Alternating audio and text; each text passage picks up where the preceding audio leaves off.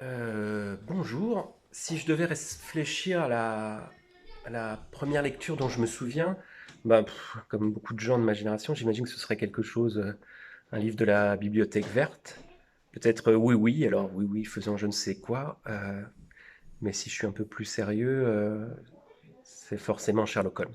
Voilà, les aventures de Sherlock Holmes, c'est mes premières amours littéraires.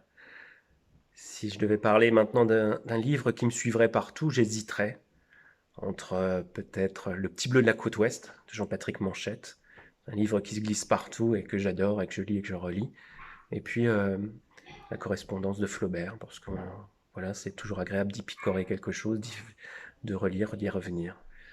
Euh, enfin, une anecdote de lecture, ben, j'en ai une toute fraîche, mais c'est pas ma lecture à moi, et c'est un peu une lecture particulière. Récemment, j'ai écrit un conte pour la radio, pour France Inter, qui s'appelle Le secret des parents.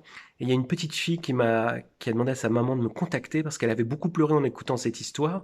Et elle me demandait pourquoi j'avais écrit cette chose-là qui l'avait rendue si triste. Et je lui ai expliqué que les histoires, ça nous apprend à être triste, ça nous apprend à éprouver des choses, à les éprouver pour de faux. Et comme ça, quand on rencontre des circonstances dans la vie qui nous font pleurer pour de bon, eh bien, la littérature nous y a préparé.